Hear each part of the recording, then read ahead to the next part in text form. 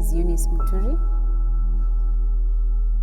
More often, you get to be told how much you're loved, how much you're worthy. But sometimes the people who love you the most are the ones who tell you you're not enough. And in this life, I have come to learn a lesson about self-worth. I'm a mother of 2 children, and sometimes I wonder how much of self-worth I'm teaching them, or even to myself. How much do I value myself? I have been married for 17 years, and this person that you're supposedly supposed to be in love with, is the same person that reminds you constantly how not worthy you are.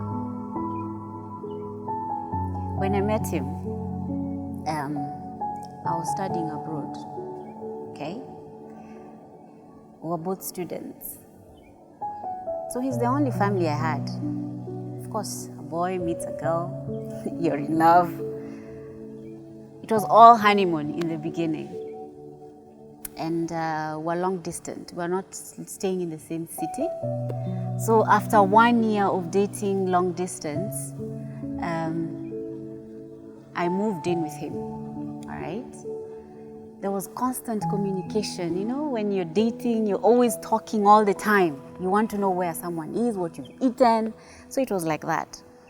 And at some point, even because we were both students, he asked me for my school timetable.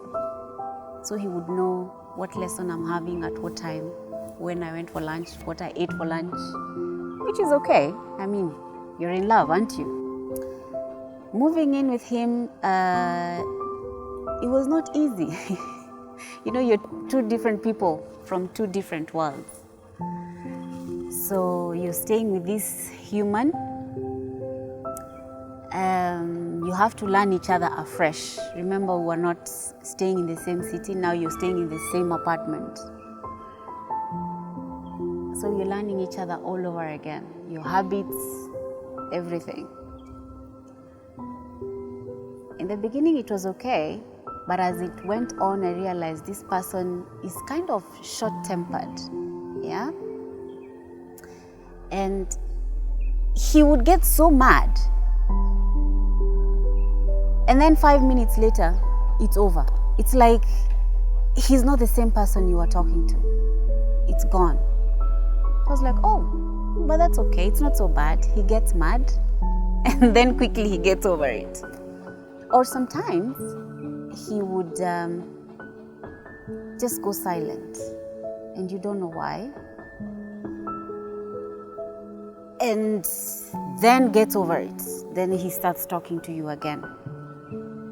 So when he gets to those silent moods, I would ask, is something wrong, or did I do something wrong? Is there something bothering you? Sometimes he would say he just wants space. He just wants something from work or something.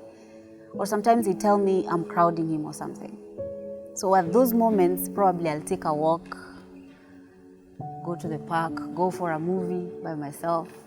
Remember, we're abroad, so I don't have family, and I moved into a city where I don't have friends. So he's my only friend and family.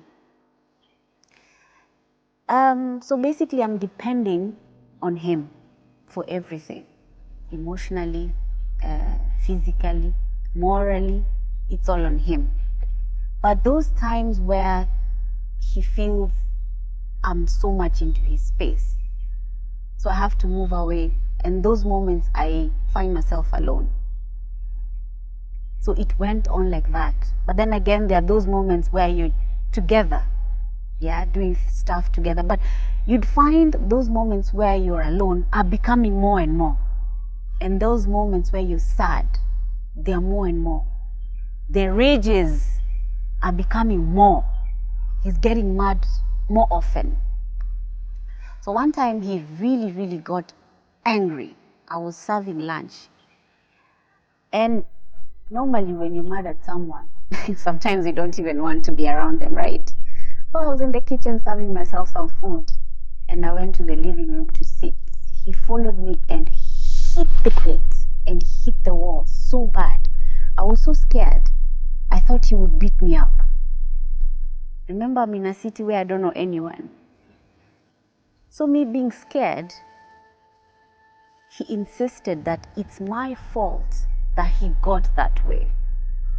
I made him angry. All because I had served myself and not served him. And that was a huge problem for like 2 days. Silent treatment. So what do? I keep to myself. This is a city where he stays. He has friends, he has family, he has his sibling over there. But where do I go? Nowhere. So I'm at home. He can go away, come back, but I'm just there. I'm waiting for him to come back so we can talk about it. So that went on like that. And we can make up and then get mad at each other again. Most of the time it was him getting mad at me for something supposedly I have done, which probably I'm not aware. So if someone tells you they're mad at you, obviously you want to make things right. So I would go to him and tell him, okay, if I made you mad, I'm sorry. And I realized at some point I'm always the one apologizing. I'm saying sorry all the time. And that to me, it became a bit abnormal. But since it has gone on for so long, I'm kind of used to it now. And so I am used to now being the one apologizing all the time and making sure I don't make this person mad. And now he has moved from the honeymoon phase. Now it's almost like he's devaluing me now. But because I'm constantly apologizing and making sure that he is okay, I sort of thought he's taking pleasure out of it. But that became my norm. I have nowhere to go. It's just him. And I didn't have a job, so I have to depend on him to provide for me. But when I got a job, I'm already used to this. This is the dynamic of our relationship, right? So I stay.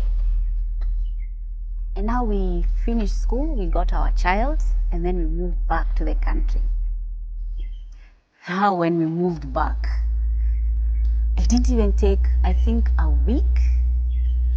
After that, I never saw him again. He would go disappear for like 3 days. And when he comes back, I don't have to ask where he was. If I do, I'm almost beaten up. So I would find myself alone with a baby. I have moved back to the country after so many years of being away. So basically, I'm relearning living in my own country, but I'm alone. So at this point, I can't even talk to my siblings. I can't talk to anyone, not even my friends. So I was constantly being told how, now you're a mother. You're the ugliest woman I've ever seen. Who would look at a woman who's already given birth? So when you're used to hearing that every day, constantly, and remember, you are already used to being alone, you can't talk to anyone. You take that in. So that becomes your life. And so you're doing everything to get confirmation that you're doing something right from this one person who you love so much, quote unquote. Right? I remember there's this one time he did not come back home. And I asked, where were you? He came back home, I think, after 2 days. And I asked, where were you? And he told me, if I told you, what would it do to you? Would it make you any more beautiful? Already you're ugly. How would it help you? Would it make you a single person again? You know, I'm doing you a favor by coming back, eh? No one would want to be with someone like you. So every day, because I don't want such kind of comments or feedback, so I'd rather not ask. And I can't tell anyone. So I keep things to myself and work on my marriage. Going on like that, I got a job. Now when I got a job, I go to work. I can't make my hair. If I make my hair, I am going to please a man. Who are you going to see out there? Why are you combing your hair this way? You normally do it backwards. Why are you putting your hair on the side? You're having sugar daddies now. You're having what? Constantly, every day. He doesn't work.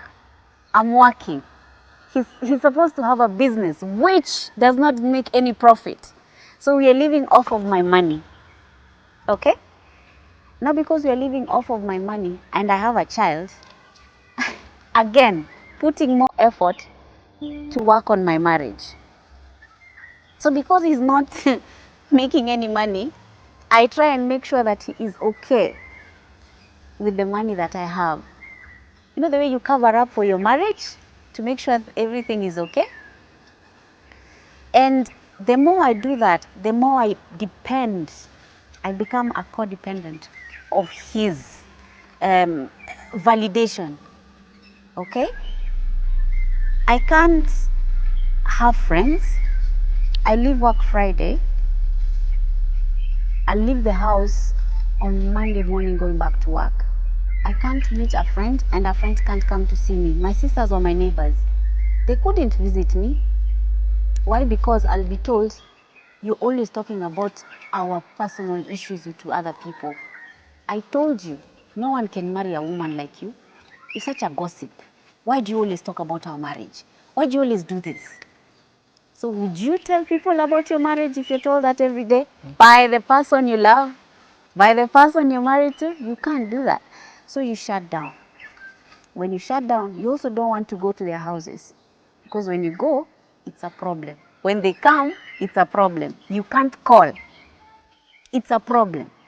So what do? You shut down even phone calls. You don't want to call and you don't want to be called. And that will be your life for another 10, 12 years. Okay? Baby number 2 comes. You're in love with this person, baby number 2 comes. Why did you get pregnant? You see, you're trapping me.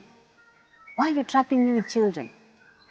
He goes and tells my family, this woman is having children with me and I didn't want to have children with her. My family. The same time, he's telling his family the same things about me. So slowly by slowly, I start realizing people are always moving away from me. His family stops talking to me. I'm also told not to talk to his family. But still, mother-in-law is very sweet. She comes, she cooks for me, she does all these things. But these are things that don't happen in one day. It's here and there, you know, daily life. Right now, when I look back, I was seriously emotionally abused. Mentally abused. Because he played so much with my mind and my emotions over the years. So much that I didn't know what was real and what was not. I was so disconnected from reality. One time, after baby number 2, when she was turning 1, I took time off work. I asked for permission if I can come home one afternoon. So I did, the pay, I had not been paid yet. So the little I had, I thought, let me buy a small cake. And then I said to her, we just mark that day, even if later we'll do something bigger. So I went home, I'm so excited. And I thought that would make him excited. Hey, I'm home, we're celebrating our daughter's birthday. He looked at me and asked me, why are you home? Like, what do you mean, why am I home? It's our daughter's birthday. He walked past me again. I asked my sister to come and join me, one of my sisters. He asked, where's the father? I said, he's in the bedroom. Why can't he join us? I went and asked him. He just looked at me and did. And that's the daughter's birthday on that day. And he could hear us singing in the living room. Do you want to know? He didn't care. Very disconnected on his daughter's birthday. So we did our thing. My sister left and she just was like, this is how you live. I was like, yeah. But you see, I'm also scared to let her in so much in my life because I am scared of the repercussions. I'm the one living with this man. So I am scared. I'm like, no, I think he's stressed because the business is not doing so well. I'm always explaining why we are the way we are or why he is the way he is. Finding excuses for him, all right? One day I couldn't take it anymore. When he had disappeared the way he normally did, I packed my children and we left. I couldn't get a place to stay with my 2 children. First of all, I took them back to my mother in the village, okay? And then when I came back, I stayed with my sister, one of my neighbors, my sister who's my neighbor. I stayed there. Do you know we were like 400 meters from each other? But he couldn't come. Where I used to stay and where now I stayed with my sister, he never bothered to come. 9 months. Never. We are neighbors. Never. When I go to visit my children up country, I find they have lost weight. They have lost weight so much. So that started bothering me. I started getting into depression because of that. I decided, you know what, to get my children back, I think maybe I overreacted. Maybe I decided too fast out of anger. Let me just go back and talk to him. And then, we see if we can. I found out he had already put another woman into that house, in our bedroom. Yeah. He was already living with somebody else. So that day, I remember it was very early in the morning. I asked my sister if she could take me. So we went, and I knocked on the door, and the lady opened. And because I'm so driven by the guilt that probably I'm blaming myself. I'm the one who did this. So he asked me what I was doing there. I was like, can you talk? And he said, okay. And we got out. He went downstairs into the parking lot, into his car.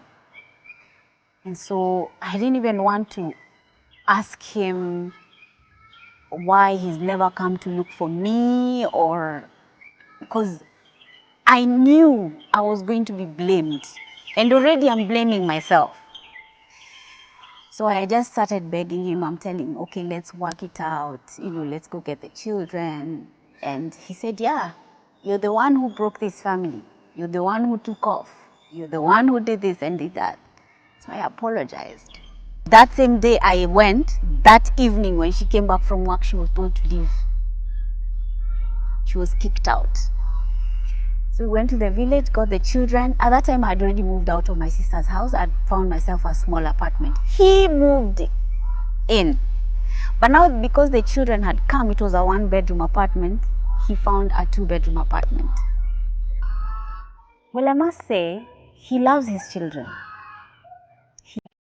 He adores his children. That I know very, very much. I guess because of who he is, sometimes he is still withdrawn, but he loves his children. He loves his children. That's one person who can do anything. If he was in a position to provide for his children fully, he can. And he used to, when he used to get a bit of money, he would do anything and everything and protect them. He loves his children. But I guess this adult relationship is where there's a problem. He can't. And so we moved there with the children. Now the physical abuse started. He told me, you left, you brought yourself back. This is what you get for it. He would leave again for 3 days. Come back. If I ask, I am beaten. I am beaten thoroughly. Sometimes he would come home with condoms. If I ask, it's a problem. So for me not to ask, so for me not to be beaten, I just don't ask. And he keeps reminding me, I told you I'm doing you a favor. You see, you went and you came back.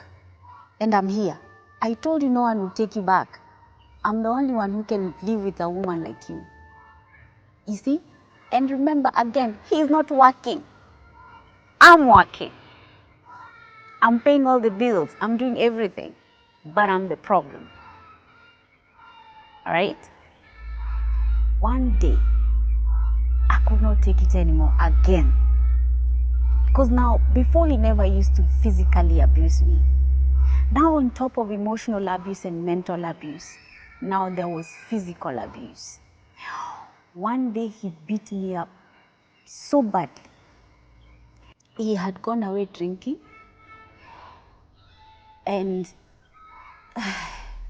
I needed to go visit. We're having a family function. And so I needed the car so that I go with the children. Because I knew if he's out, of course he'd want to sleep. So I wanted the car to go with the children. And I knew some of the bars that he used to frequent.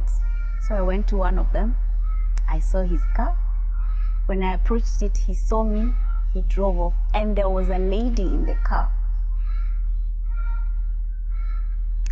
So when he came back home, when he came back home, I was beaten. He threw me to the bedroom, pushed me to the bedroom, locked the door. I was beaten and told me, I told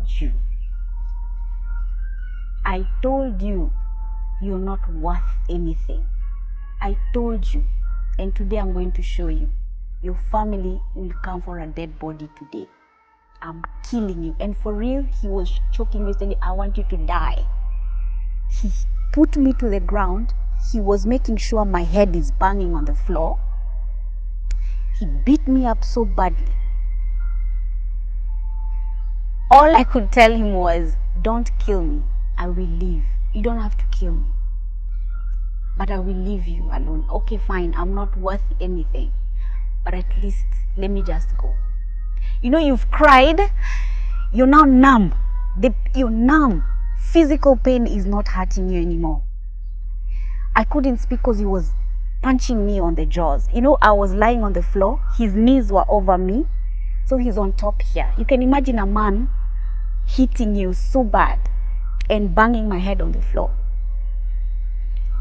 And that was the day I decided, now, this time if I leave, I'm never coming back. Because now my children were, they're growing. So they were behind the bedroom door, banging. Why is mom crying? They're crying also. After that, I just woke up and I told him, I'm sorry. I'm sorry for questioning you. I am sorry. Just for peace sake, I apologize. And I walked out. I hugged my children. I told them we were not fighting, whatever. And I calmed them down. Do you know he came out as if it's a totally different person. Very calm, very composed, had taken a shower. Then he's like, okay, so are we going for this function? And he drove us to the family function. Like nothing had happened. That time I'm already dead inside. I can't. I'm looking at him, but I'm dead. I don't even feel anything. He came back. But obviously, it was obvious out there that there's something wrong here. So we came back. And I promised myself, now I started praying to God, you have to take me out of this marriage in such a way that it will not harm my children. But you have to take me out. Otherwise, I'll die. You know, so many times, how many suicidal thoughts I had. You've been tortured so badly that you actually believe you're a problem. You're a problem. And the people who are not telling you your problem, then they're not your real friends or your family. Because now you're believing actually seriously you're a problem. You're out of touch with reality.